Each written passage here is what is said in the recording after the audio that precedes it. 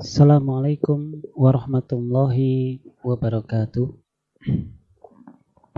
Bismillah wa salatu wassalamu ala rasulillah wa ala alihi wa sahbihi wa man wala. Baik, para santri sekalian, kita lanjutkan materi kita di pelajaran tafsir. Kita masuk ke pertemuan yang ke-14. Maka pada kesempatan kali ini kita akan bahas yaitu sholat. Kitabu as-shalah, itu bab yang menerangkan tentang sholat. Apakah sholat itu? As-sholatu lughatan ad-du'a'u. Jadi sholat itu secara bahasa artinya adalah berdoa. Adapun secara istilah ataupun secara syar'an, ibadatun dzatu aqwalin wa af'alin mahsusatin muftatahatun bitakbir mukhtatamatun bitaslimi.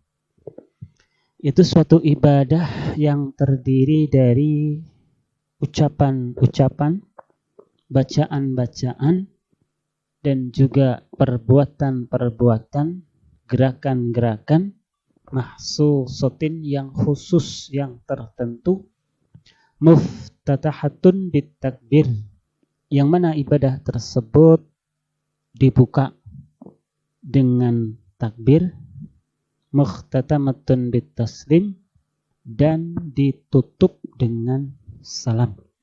Yaitulah sholat secara syariat, itu suatu ibadah yang mempunyai atau terdiri dari ucapan-ucapan, kemudian juga perbuatan-perbuatan yang khusus, dibuka dengan takbir, kemudian ditutup dengan salam. Kemudian ayat wa an aqimus salata wattaquhu wa huwal ladzi ilaihi tuhsyarun. Dan hendaknya kalian mendirikan salat dan kalian bertakwa kepada Allah, karena kalian akan dikumpulkan kepada Allah Subhanahu wa taala. Qala As-Sa'di rahimahullahu taala, berkata Imam As-Sa'di, semoga Allah merahmatinya, ay wa amarna an nuqima as-salata. Allah Subhanahu wa taala memerintahkan kita untuk mendirikan salat bi arkaniha, dengan rukun-rukunnya, wasurutiha, dengan syarat-syaratnya, wa sunaniha, dan juga sunnah-sunnahnya, wa mukammilatiha, dan juga penyempurnanya. Jadi ayat ini memerintahkan kepada kita agar kita mendirikan sholat dengan melaksanakan rukun-rukunnya, syarat-syaratnya, sunnah-sunnahnya, dan juga penyempurna sholat tersebut. Ya, kita sudah paham tentang rukun, syarat, sunnah, dan juga penyempurna sholat yang semuanya sudah dibahas di dalam kitab-kitab fikih. Kemudian qauluhu ta'ala wattaqu, dan bertakwalah kalian kepada Allah Subhanahu wa ta'ala. Dengan cara apa kita bertakwa kepada Allah? Bifi'li ma umira bih, dengan mengerjakan apa-apa yang diperintahkan oleh Allah. Wajtinabi ma naha anhu, dan menjauhi segala hal yang dilarang oleh Allah Subhanahu wa ta'ala. Wa huwa alladzi ilaihi tuhsyarun, artinya maknanya adalah tujma'una liyaumil qiyamah, kalian akan dikumpulkan pada hari kiamat. Jadi semua manusia nanti akan dikumpulkan di hari kiamat. Kemudian apa? Fayujazikum bi'a'malikum. Kemudian Allah Subhanahu wa ta'ala akan membalas amal-amal perbuatan kalian, khairiha wa syarriha, baik itu amalan yang baik ataupun amalan yang buruk. Jadi segala amal perbuatan manusia yang baik dan yang buruk, maka nanti akan dibalas oleh Allah Subhanahu wa ta'ala pada hari kiamat. Kemudian ayat yang selanjutnya, وَمَا أُمِرُوا إِلَّا لِيَعْبُدُوا اللَّهَ مُخْلِصِينَ لَهُ الدِّينَ حُنَفَاءَ وَيُقِيمُوا الصَّلَاةَ وَيُؤْتُوا الزَّكَاةَ وَذَلِكَ دِينُ الْقَيِّمَةِ. Qala al-Imam As-Sa'di rahimahullahu ta'ala, nam khassa as-salata waz-zakata bidzikri. Allah Subhanahu wa ta'ala mengkhususkan salat dan juga zakat bidzikri dengan menyebutkannya. Jadi di dalam ayat Allah menyebutkan, mengkhususkan kalimat salat dan zakat.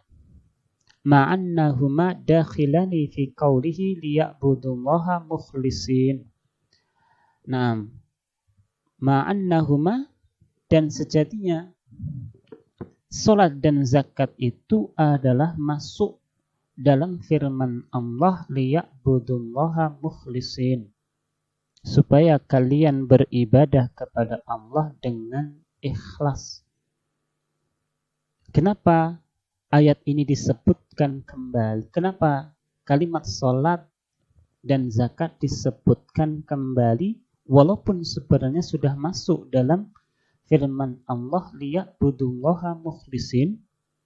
Sebabnya adalah li fadlihima wa syarafihima.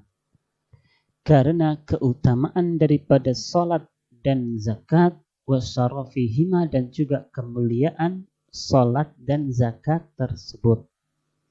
Jadi karena salat dan zakat itu mulia dan juga mempunyai banyak keutamaan, maka Allah sebut kembali.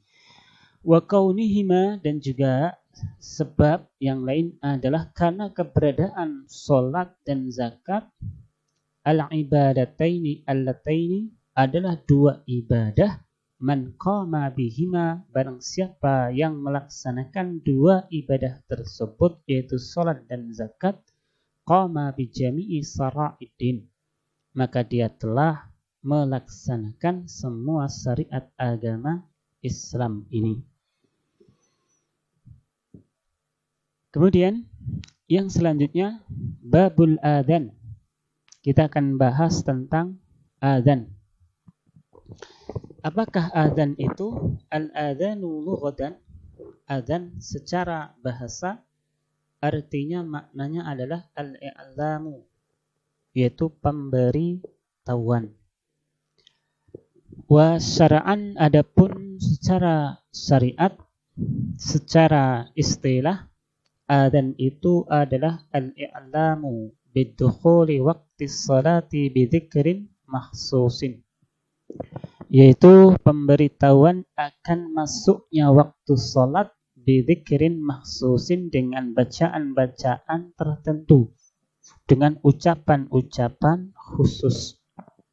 Jadi memberitahukan bahwasanya telah masuk salat. Nah, pemberitahuan tersebut dengan menggunakan bacaan-bacaan tertentu yang sudah ditentukan oleh syariat agama Islam.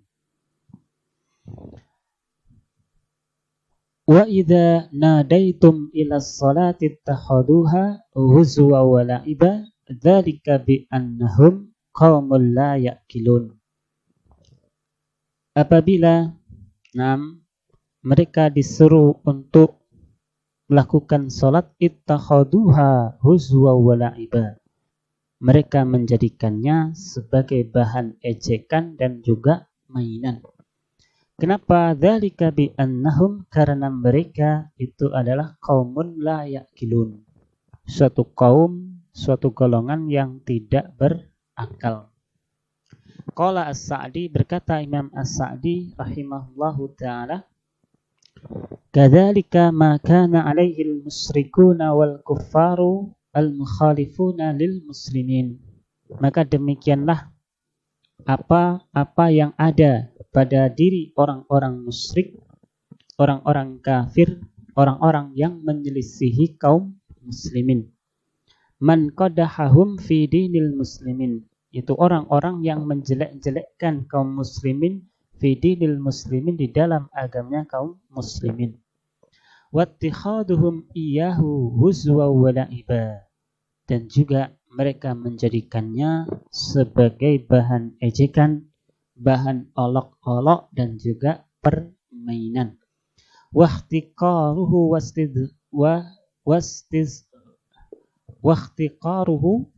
wastizgharuhu, dan juga mereka meremehkannya, dan juga merendahkannya, dan juga menganggapnya kecil. Khususan di sini terlebih ataupun dikhususkan as-salat, yaitu salat. Allati hiya adharu sa'airil muslimin, yang mana salat itu adalah merupakan syiar paling nyata bagi kaum muslimin. Wa ajallu ibadatihim, dan juga ibadah yang paling besar bagi kaum muslimin. Tetapi mereka orang-orang kafir ini, orang-orang musyrik, mereka menganggapnya adalah suatu hal yang kecil, menganggapnya sebagai suatu hal yang remeh, dan menjadikannya sebagai bahan olok-olok dan juga bahan permainan. Dan sebenarnya sholat itu ya bagi kaum muslimin adalah syiar yang paling nyata, paling besar, ibadah yang paling besar bagi kaum muslimin. Maka mereka orang-orang kafir tersebut, innahum idza nadu ilaiha, maka mereka ketika diseru untuk melakukan salat, ittakhaduha huzwa wa la'iba, mereka menjadikannya sebagai bahan ejekan, olok-olok, dan mainan saja. Kenapa demikian? Kenapa mereka menjadikan salat itu sebagai bahan ejekan, bahan olok-olok, dan juga mainan? Wadzalika li'adami aqlihim, karena mereka itu ya tidak punya akal. Walijahlihim al-'azim, dan juga karena kejahilan mereka, ketidaktahuan mereka yang besar.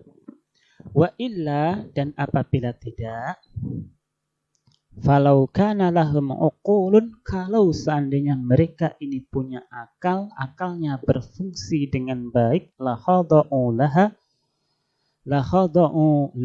maka sungguh mereka akan tunduk untuk melakukan salat. Wala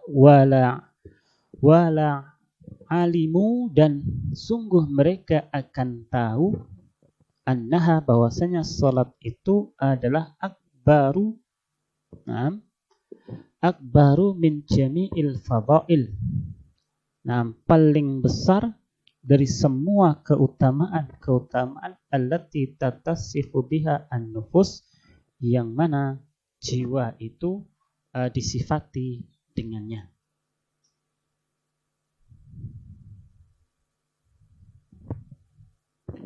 Kemudian perhatikan ayat yang terakhir, ya ayyuhalladzina amanu idza nudiya lis-salati min yaumil jumu'ati fas'au ila dzikrillah.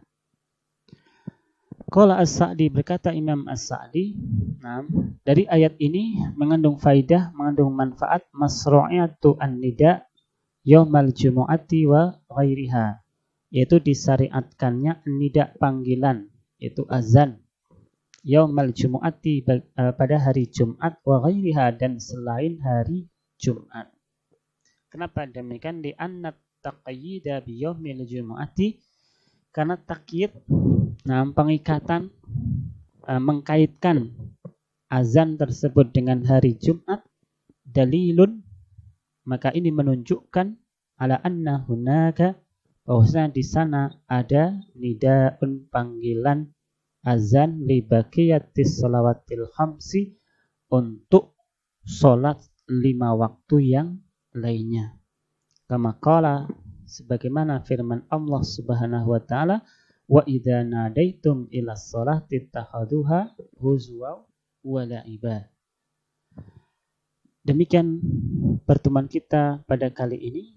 Wa akhiru da'wana alhamdulillah. Assalamualaikum warahmatullahi wabarakatuh.